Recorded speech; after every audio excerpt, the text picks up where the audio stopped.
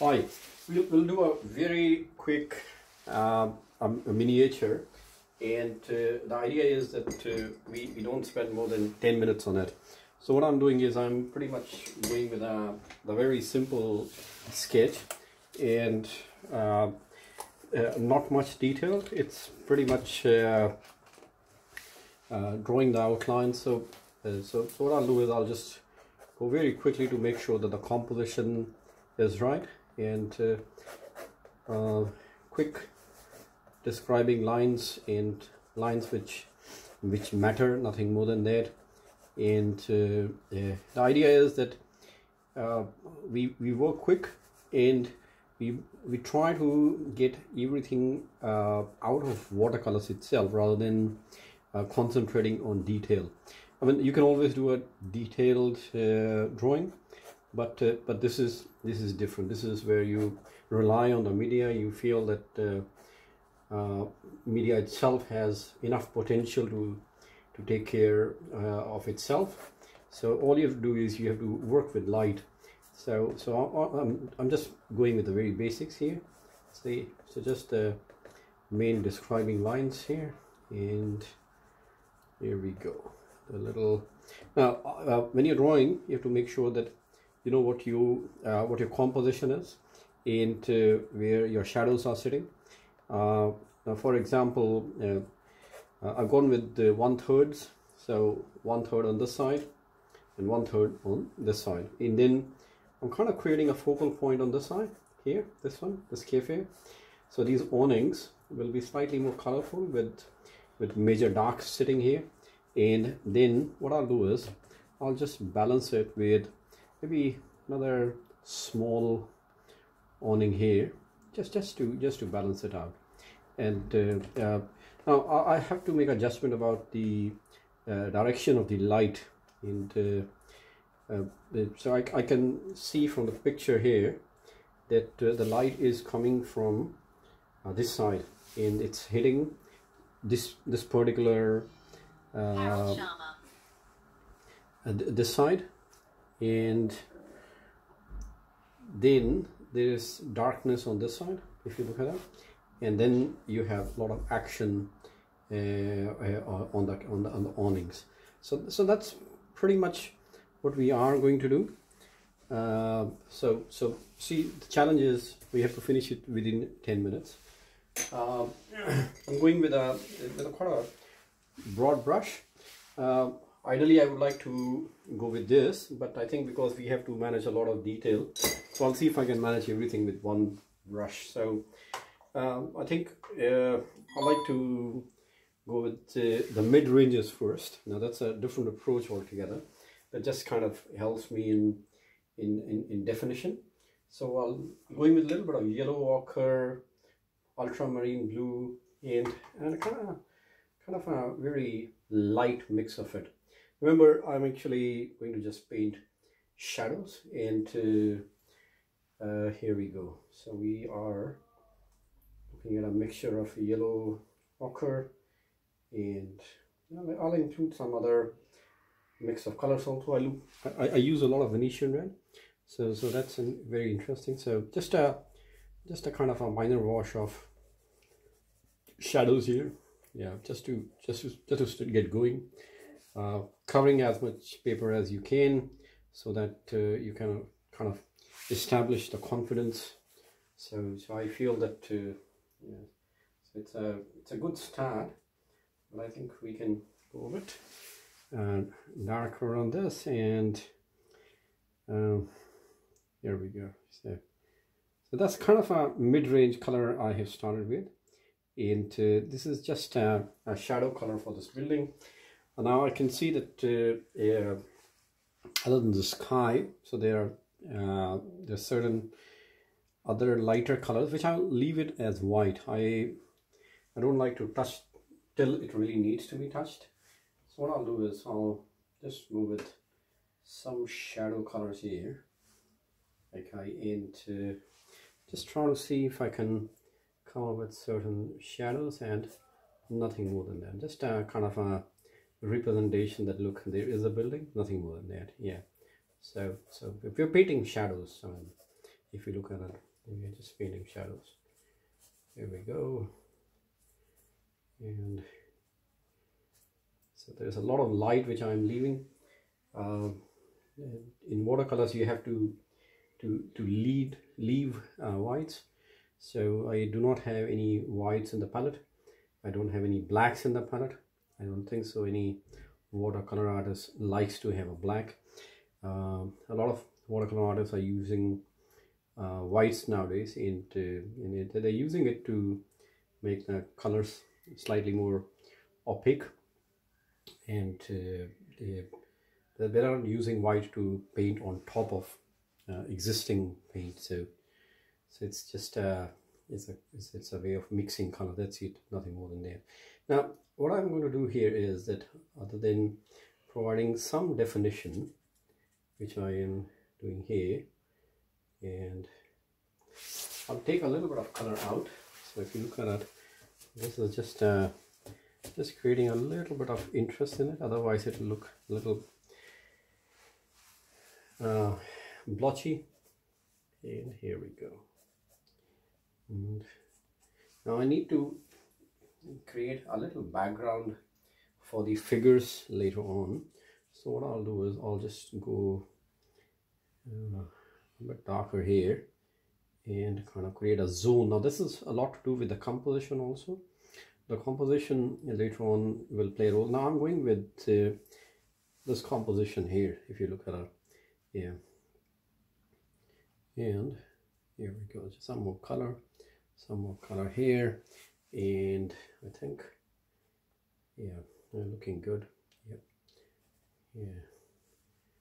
And a little bit of activity here. I can take care of a lot of this with pure water, and here we go. Yep. So you need to make sure that you keep the edges soft at the right places. Edges, we like to keep edges soft in pretty much all the places where the color is mixing up. But when you have edges of the building, that's where you can keep the edges of the paint. Otherwise it's advisable to somehow keep it soft. So I'm only keeping edges on this side, and if you look at it, pretty much everything else is immersed. Now I think we are so far going good, but we're running out of time. I have to finish in 10 minutes, so I'll start putting my darks. I make my darks with alizarin crimson.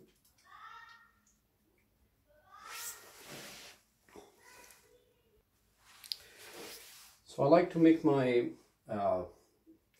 blacks with alizarin crimson and some green, and I tend to use a little bit of paint spray just to make sure that I've got enough darks. Now darks are important. Darks can make or break your painting. So we'll go dark here, we'll go confidently. We'll introduce some dry brush if we have to.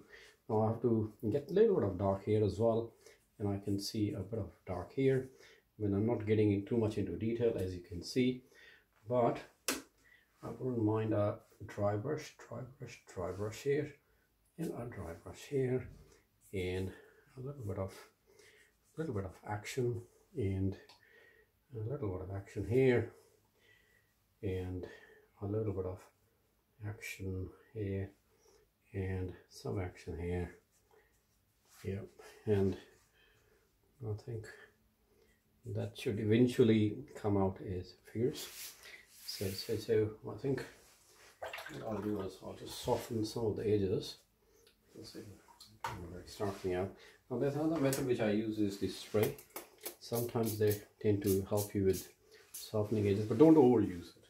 Do not overuse it.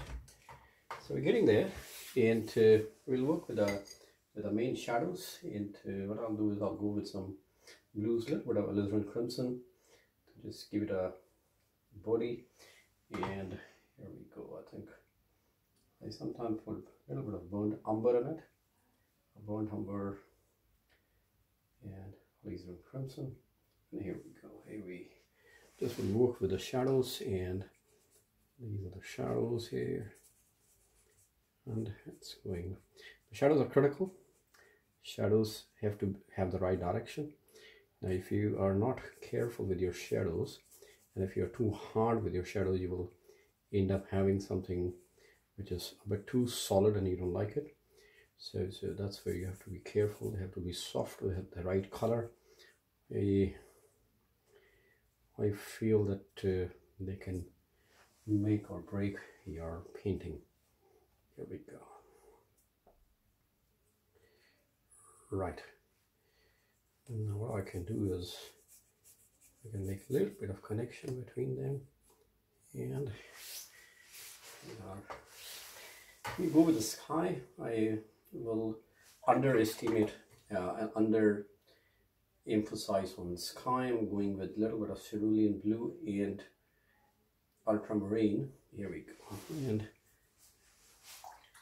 so just mixing it water and giving a loose, but to be careful that you are using the right tones of blue. Overdone sky will kill the painting within seconds. Now what I'll do is I'll lift the paint in a few places just to create a little drama if I can.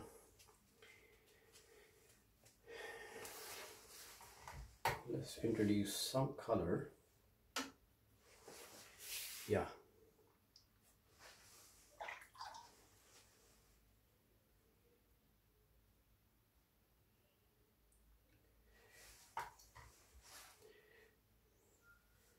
And some more.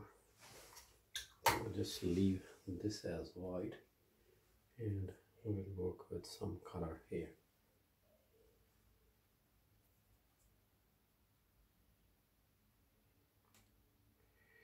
Yep. Here we go. We'll just darken this portion, which is, yeah.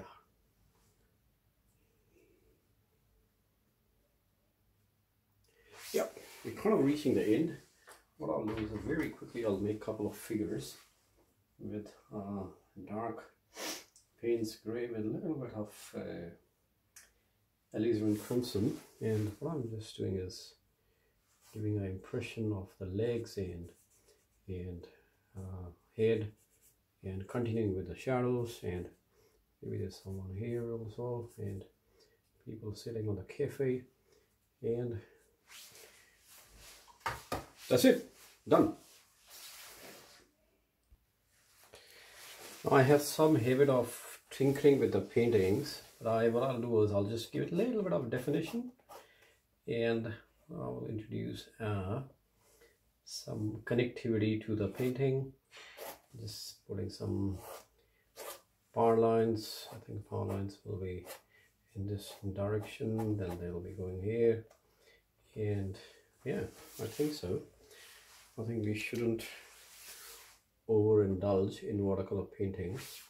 Keep it simple, straightforward, and nice and impressionistic. Yeah, I think that's good enough. Let's open it. This is a special arrangement which I have made. It's just cutting cardboard, and when we'll open it, you'll see that it actually gives beautiful deckled effect. Here we go. See. So here we are. A 10-minute watercolor painting.